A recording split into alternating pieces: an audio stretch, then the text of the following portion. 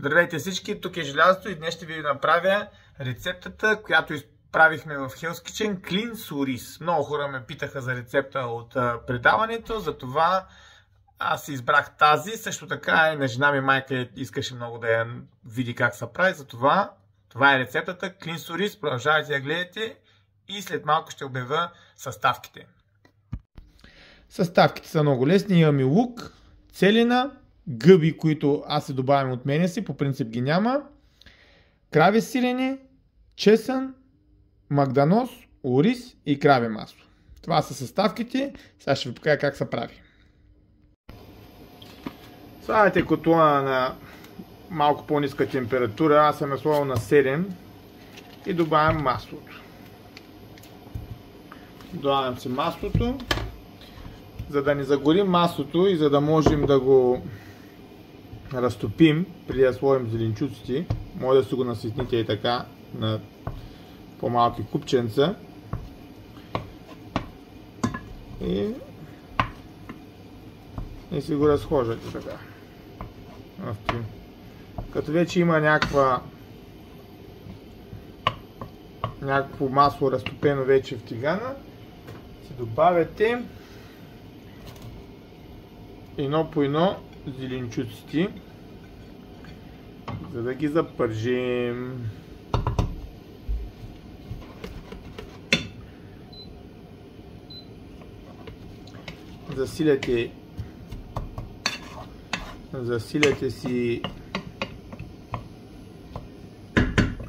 Засиляте си котлончето и си добавяте малко сол.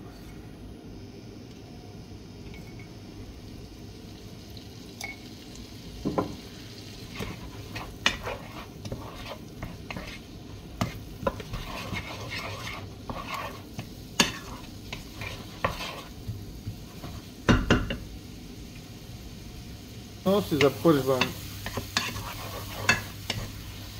зеленчуците до омекване, но не до златисто, до омекване.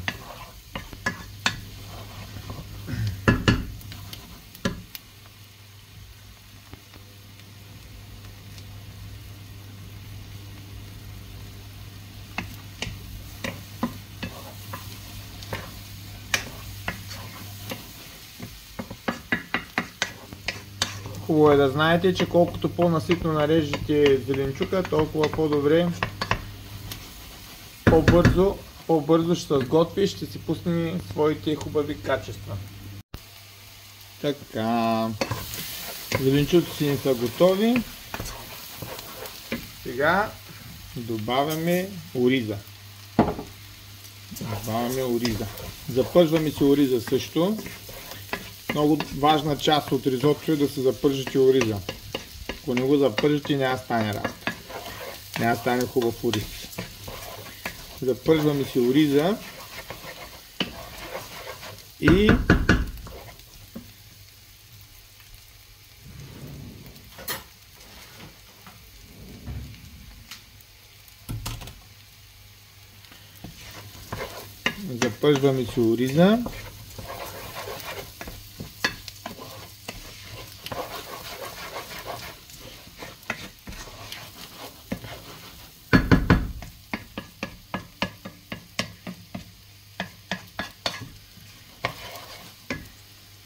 започваме да добавяме от бульона.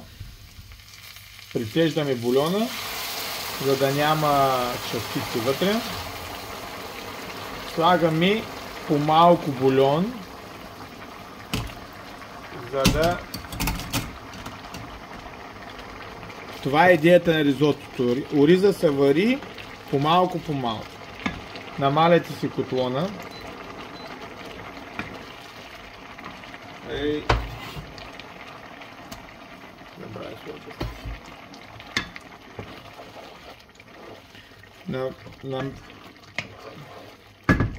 Намалят си котлона и сега си къкри. Идеята е, когато изври водата, добавяте бульон.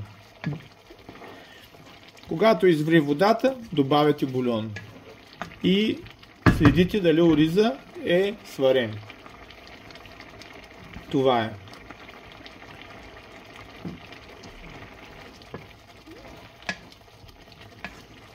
Бъркате си го, гледате си го и когато намалее водата, добавяте вода. Добавяте бульон всъщност. Но с цедка, за да няма частички от бульона.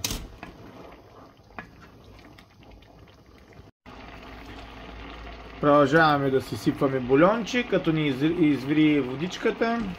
Не се притеснявайте. Ето. Извира водичката, добавяме бульонче. Извира водичката, добавяме бульонче. Това е схемата на ризотото и на ориза за клина. И си бъркаме, докато ни е готов ориза. Трябва да е готов на 95% почти, защото след като го оставим да изстине, той ще досготви. Не забравяйте, това е ключов момент. Не го сготвяйте напълно, защото той като го оставим да изстине, той ще си поеми от течността, ще си поеми от съдосготви като цяло. Ориза ни е готов. Вижте каква е консистенцията. Има си още малко течност да си поеми. Когато е готов ориза, спираме го и тогава добавяме сиренето. Е така, натрушаваме си го с ръка. Може да си го настържите. Не е проблем. Аз обичам да се усеща сиренето, затова така си го натрушавам на едричко.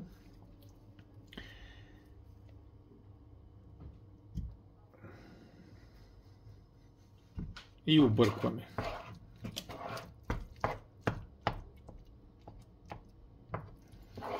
Объркваме.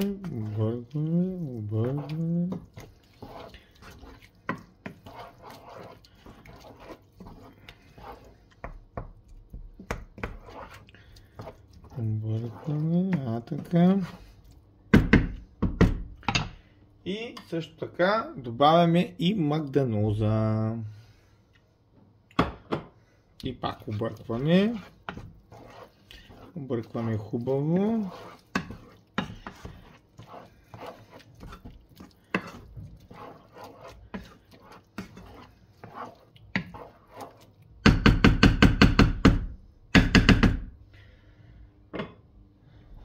Оставяме си го сега да изстине, защото клинът трябва да е студен, когато го навиваме в кората. В оригиналната рецепта има пяна от кисело мляко и шарена сол и сметана. Аз нямам такъв пистолет за пяна, затова ще направя един дип от кисело мляко, извара и шарена сол. Става уникално. За дипа смесваме си всичко.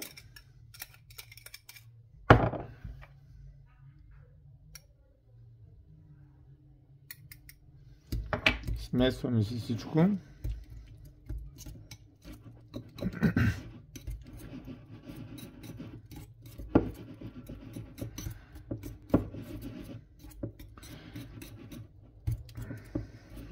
Хубаво си го смесваме с една бъркалка, да може да се разбикат хората. Но като цяло не му и трябва много разбиване, така че няма какво стане. Е така. Пробвате го на вкус. Така малко сол. Добавяте си сол.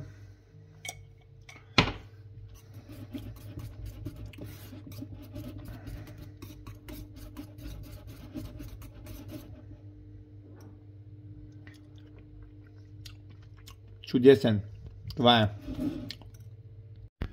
Ризотото ни е изстинало вече. Взимаме си един лист от точените кори. Сгъваме го на две, за да може да е двоен. И се слагаме от плънката. Слагаме долу-горе около 2 пръста плънка. Ето така. Да е дебеличко да има. Слагаме си. Така. След което взимаме листа, пригъваме и като суши си го оформяме. Взимаме единия край, изгъваме, взимаме другия край, изгъваме и довършваме сгъването. Имаме перфектния клин. Сложили сме стиганчето с олиото и сега ще сложим клина. Слагаме клин. Не на много силно олио, да може да си хване хубава златиста коричка.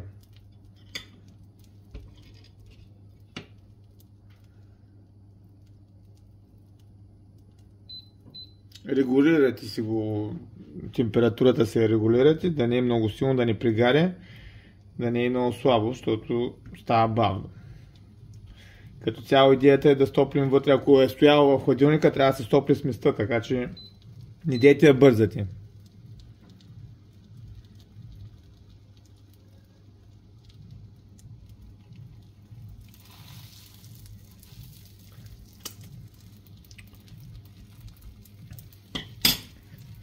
Гледате си го, трябва да стане златист. Златиста коричка. Ако не е златиста коричката, лошо. Ще ви я схвърлят.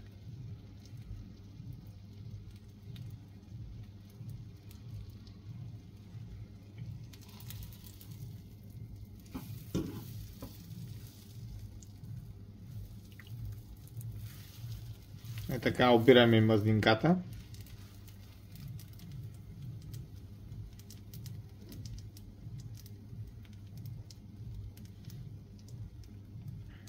Запичаме си го от двете страни и сега пак ще го обърна.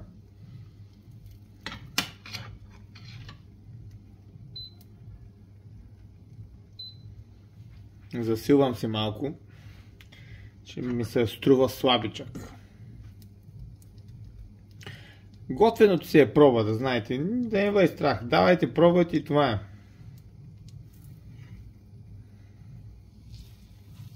Ето. Вижте каква хубава златиста коричка се получава. Но не изтървайте огъня, пак ви казвам.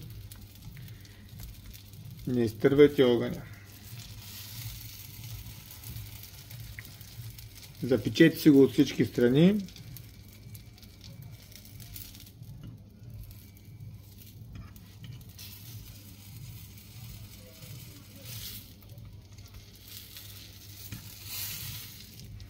Готово.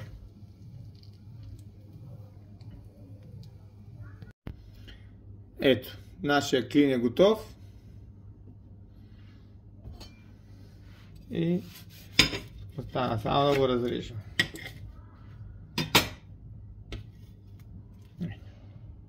Чудо!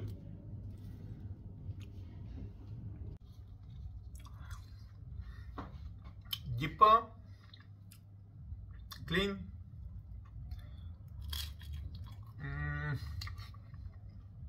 Чудо!